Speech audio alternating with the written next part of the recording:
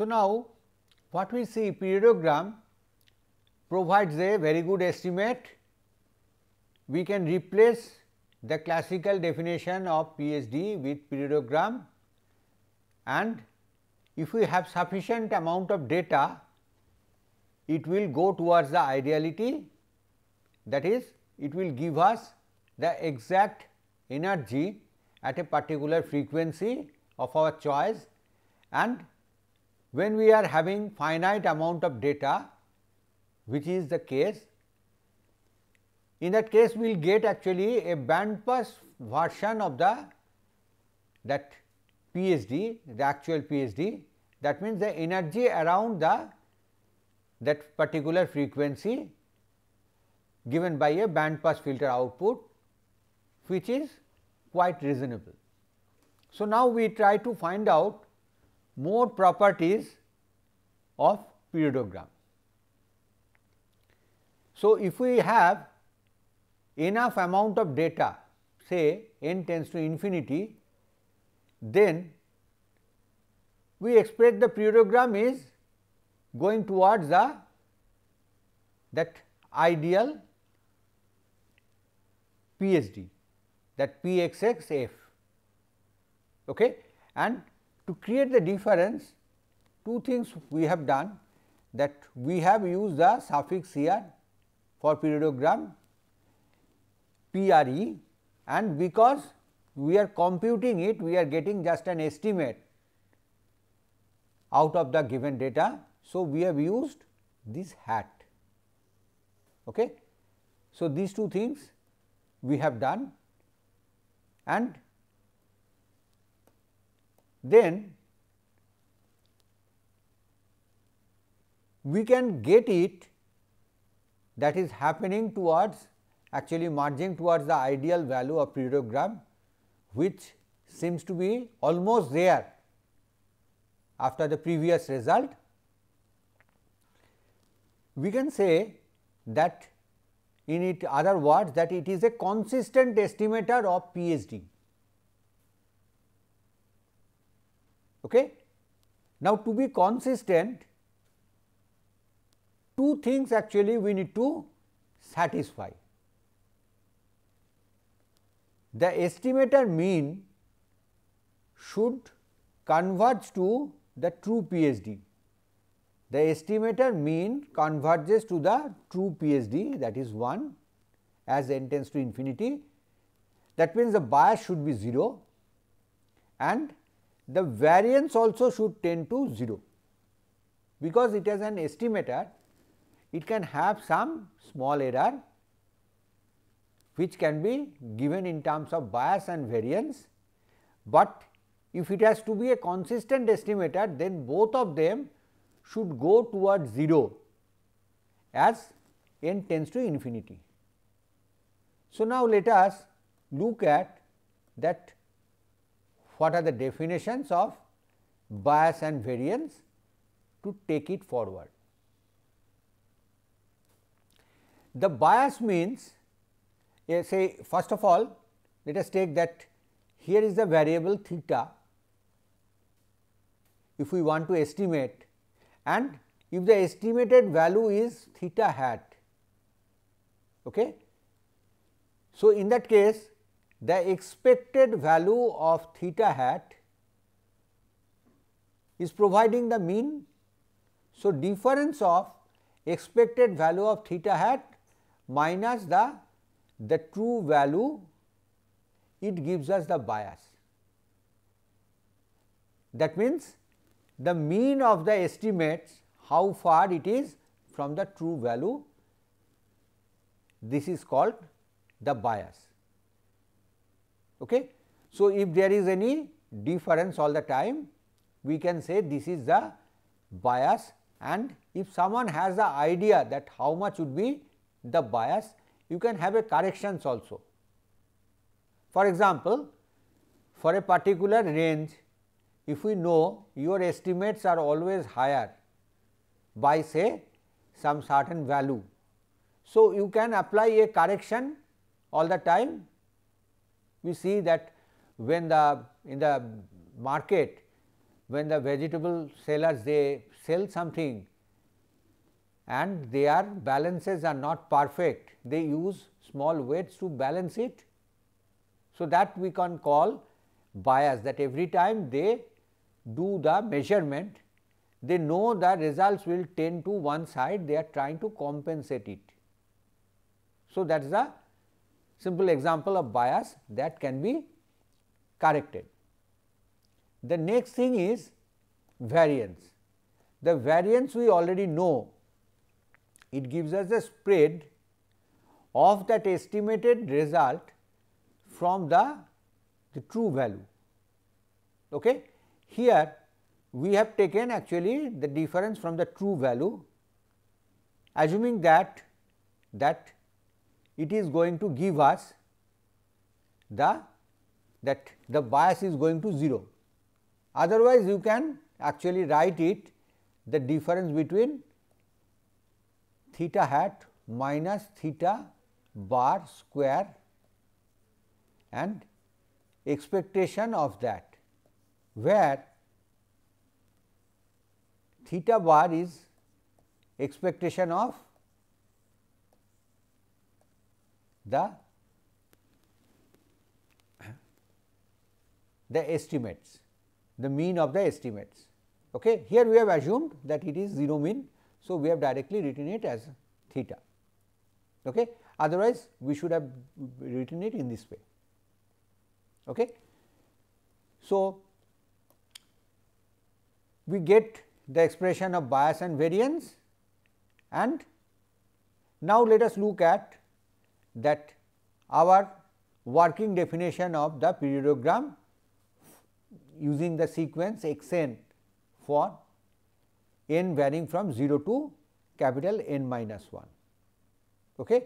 From this definition, now we will try to find out that how the bias and the variances they come up. Okay. So, first we will look at the bias. The periodogram we can actually get as a identical to the Fourier transform of the estimated autocorrelation sequence. Please note this term. It is not the ideal autocorrelation sequence, but estimated autocorrelation sequence. We have already shown these things earlier. We have shown that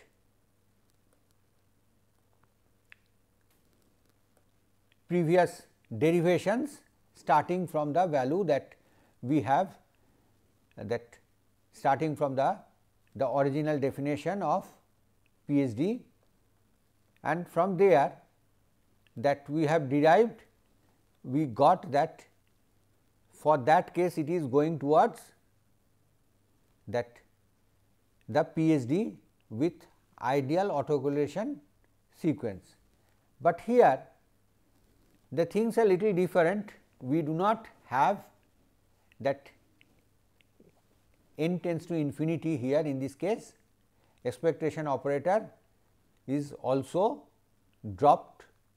So, we are getting actually we have to be contented only with the estimated autocorrelation sequence. Okay.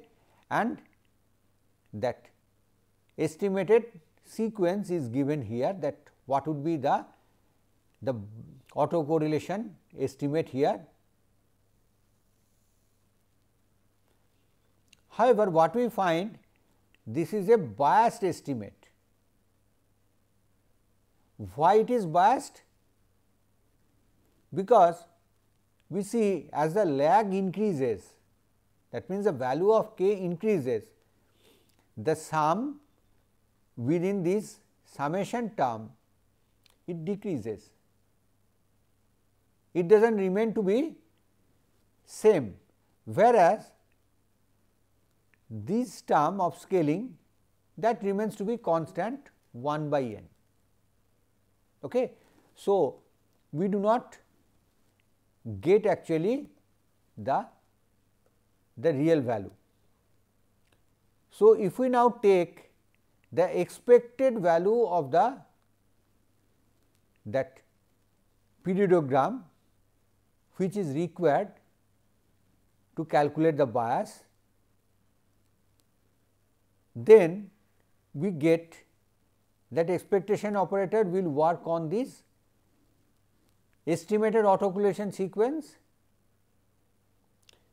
So, now let us look further that what we get out of it.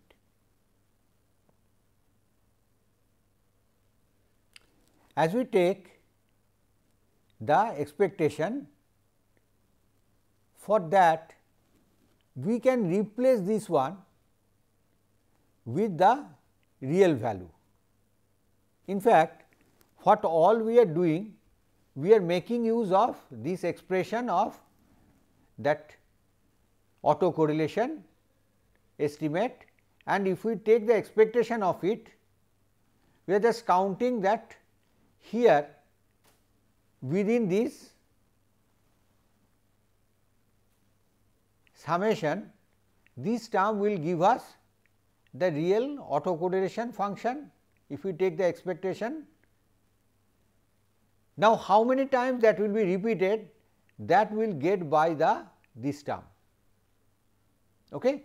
So, taking them together, we get this expression which would be maximum at the 0th lag,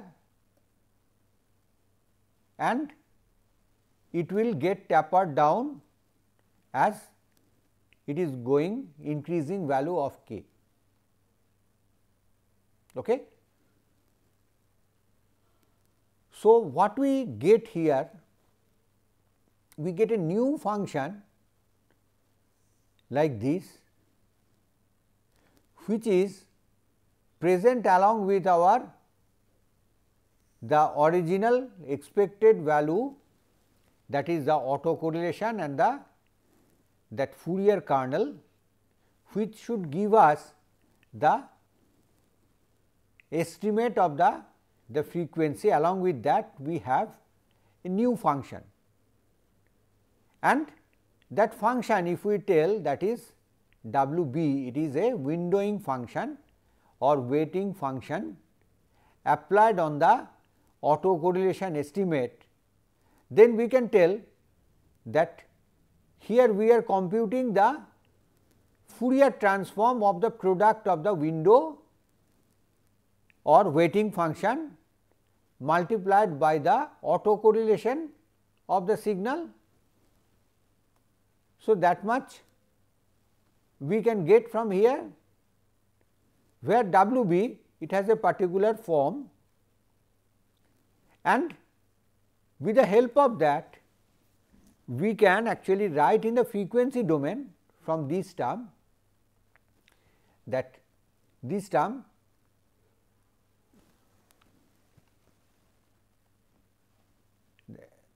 from the Fourier transform, when we have the product of the two terms, they become convolution in the frequency domain. So, that gives rise to this, the next line, where we get that it is convolution between the function W b and the PSD, that is the Fourier transform of the autocorrelation function. That convolution is occurring in the frequency domain, where this W b is the Fourier transform of a triangular function, which is also known as Bartlett window.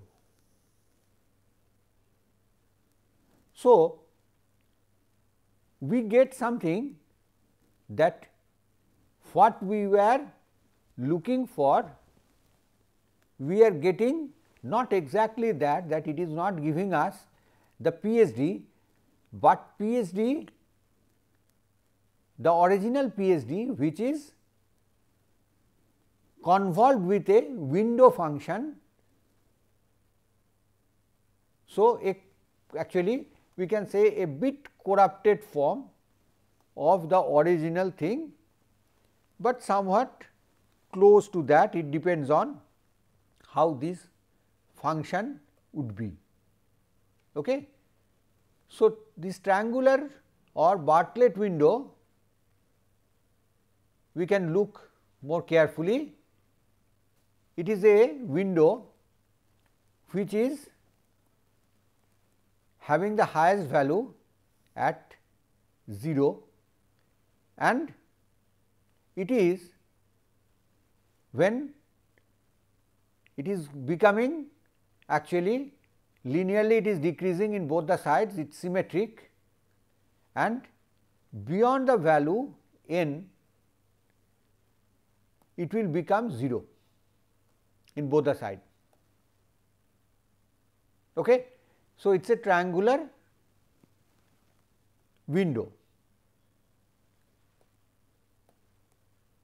and the frequency transform of it comes in the form of a sinc function, okay, which would be centered at 0. So, this means our periodogram, it is a convolution of the true PSD with the Fourier transform of Bartlett window, and what convolution gives us is gives us a smeared view. In a positive way to look at it is giving us a smooth version. Okay. If you are very picky, then you will tell that the details of the spectrum is lost. If you look it in a positive way, then you will tell the roughness of the spectrum is removed. So, we are getting a smooth version of the true PSD.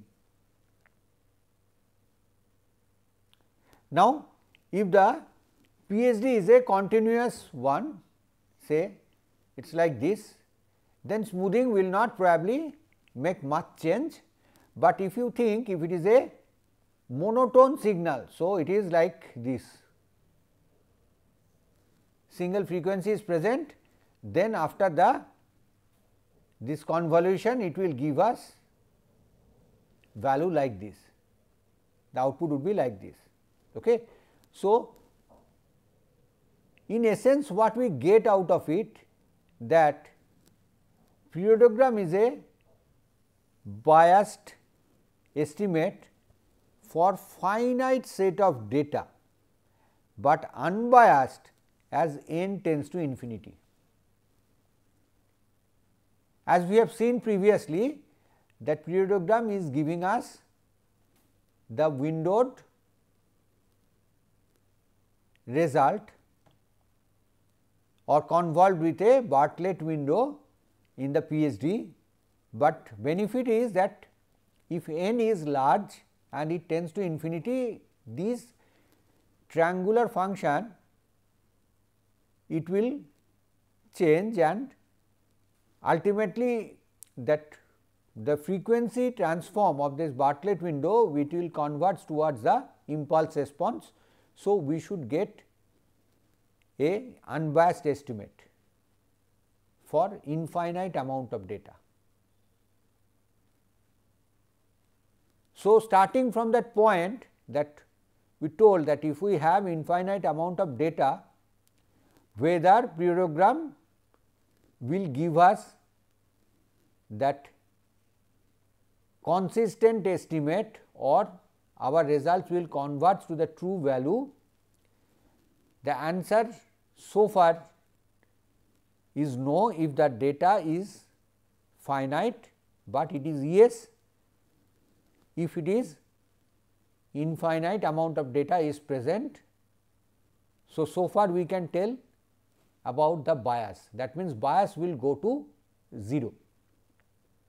So, that is again a very good positive result. So, with that in mind, we go forward to see that what happens to the variance. So, for that we look at the second order moment of the periodogram. That second order moment or covariance at two frequencies f1 and f2, if we take, it is given by a bit complicated expression given here, because each of these term it involves actually two sample terms.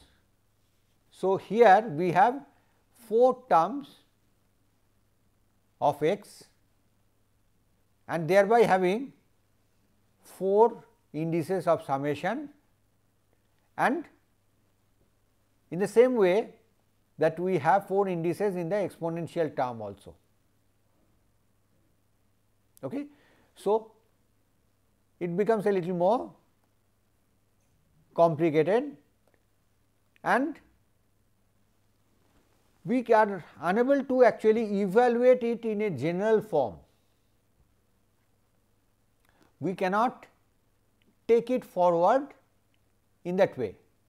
So, we take a easier route, we take a very specific example where we can deal with it. If we take x n is white, if x n is a white noise, then this expression becomes much more simple and tractable. In that case, that we get this most complicated term, that is expectation of these 4 terms. It gives us actually product of some delta functions which can be given in a simpler way, that this is equal to sigma to the power 4 when k equal to L and m equal to n, or k equal to m and L equal to n, or k equal to n and L equal to m. All the other places it would be 0. So, we could get somewhat tractable value of this, and using that now we will see that how we get the second order moment.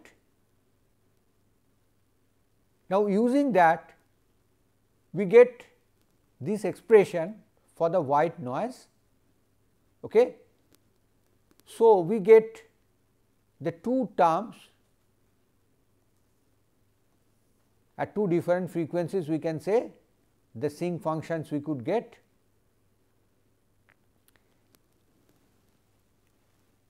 And now, using this we can write the covariance what we are looking at.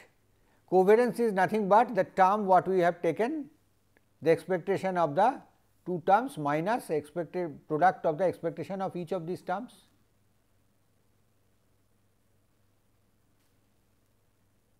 Now, this one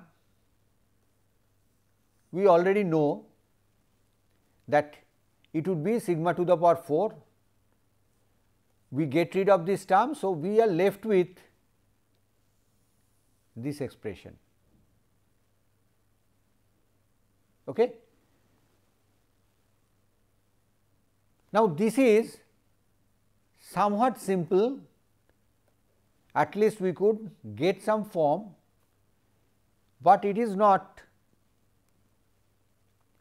so simple that we could be very contented about it. So, let us look at now the case of variance, what happens. For the variance, we have f 1 equal to f 2 equal to f. So, in that case, out of the 2 terms, sinc terms, one will vanish, where we had the term f1 minus f2 and the other term that f1 plus f2 will give rise to this expression. Okay.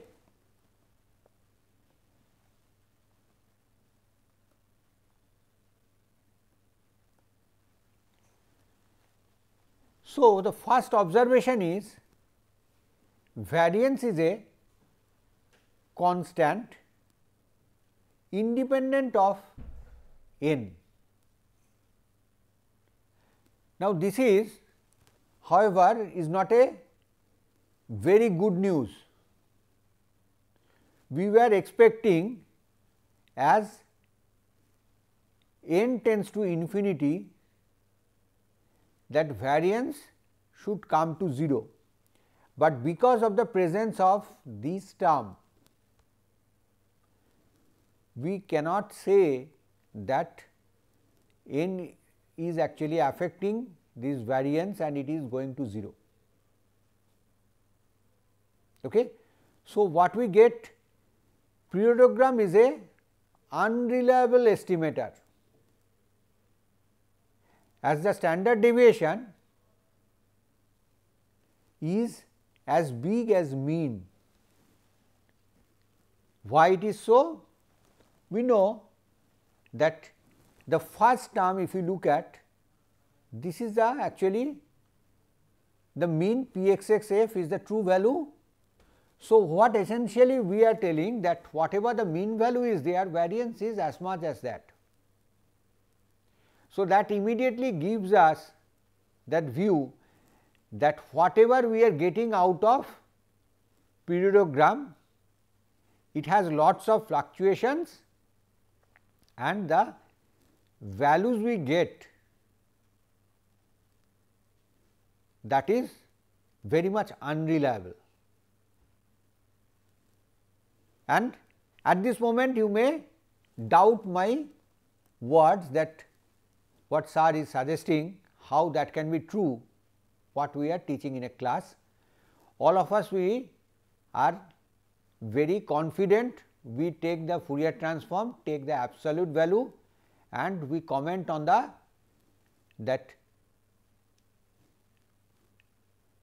frequency content of the signal.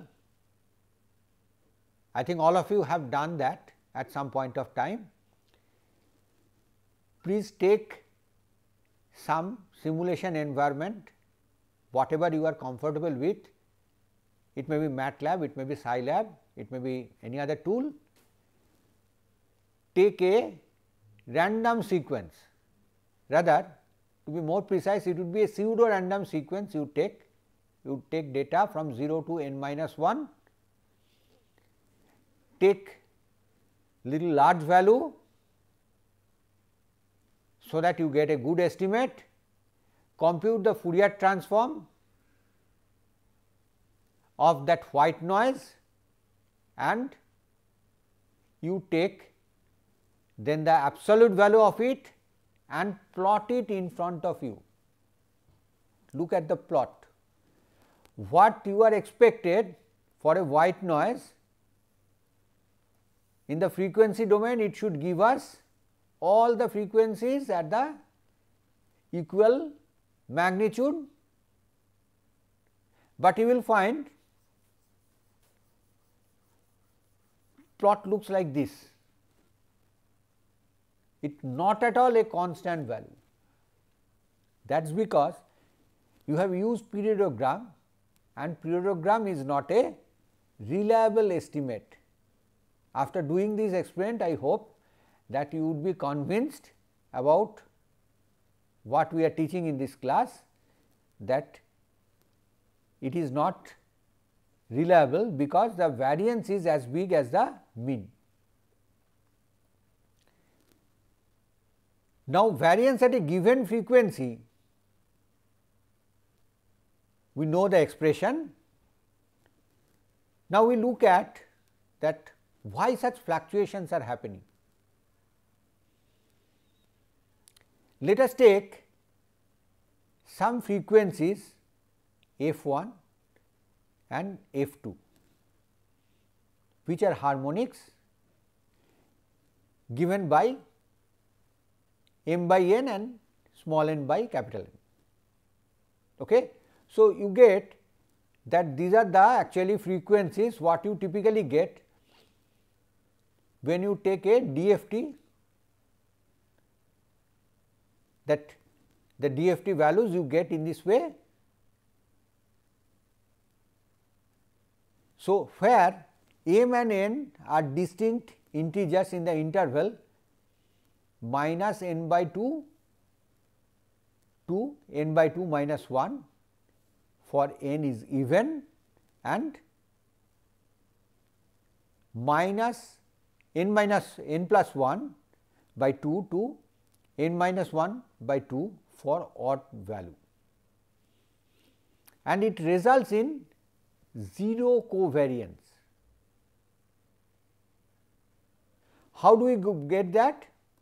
For that we have to go a little backward.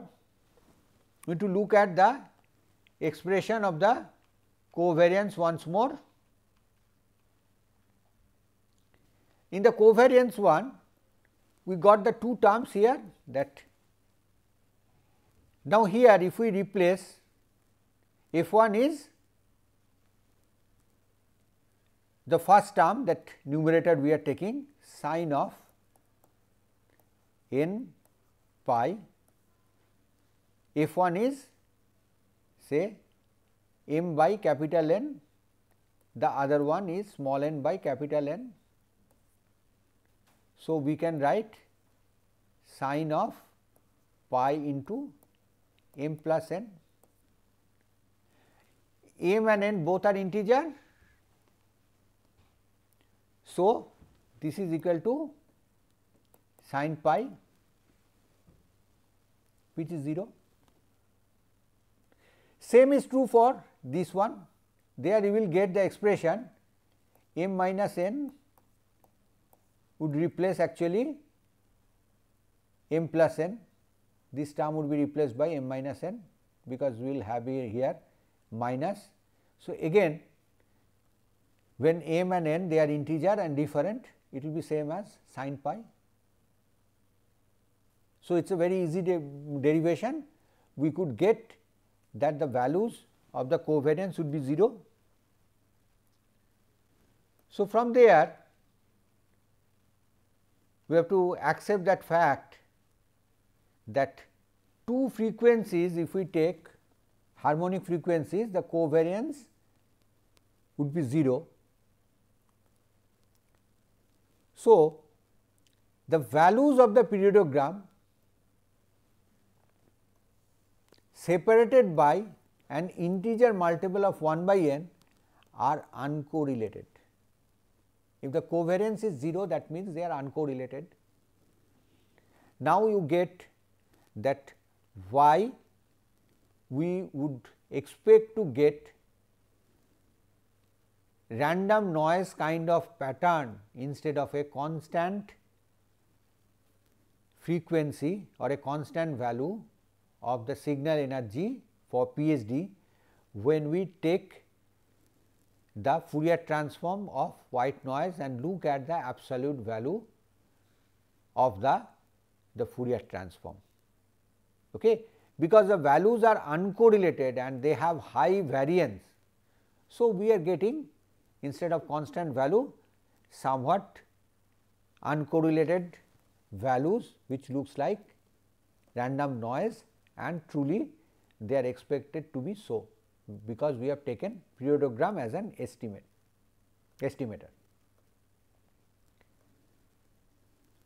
So, here few more small features we would look at. So, what we are expected to get, that we will get rapidly fluctuating periodogram. Okay. So, instead of getting better and better estimate as we expected with the signal length, we expected the bias is going to 0. So, we would get more and more close to the true value Instead of that, what is happening? We get periodogram becomes more and more rough.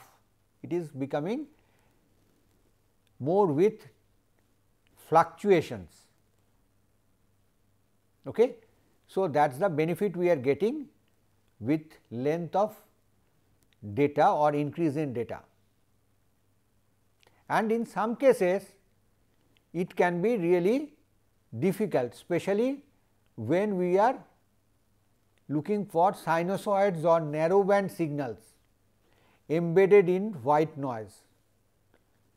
One such application comes immediately in our mind, that is the radar application, where we inject a frequency and look for that the returning waves, and those sinusoids, they could change the frequency because of the Doppler shift, but the change would be very small. So, that the wave that is getting reflected from a stationary barrier, it would have the same frequency as the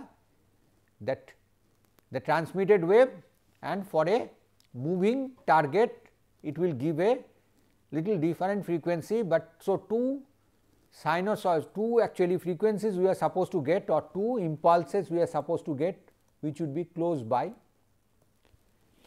and white noise is there, which are having fluctuations.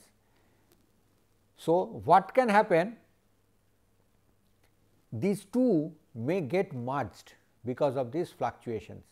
So, you would not get that there is a moving target. Okay.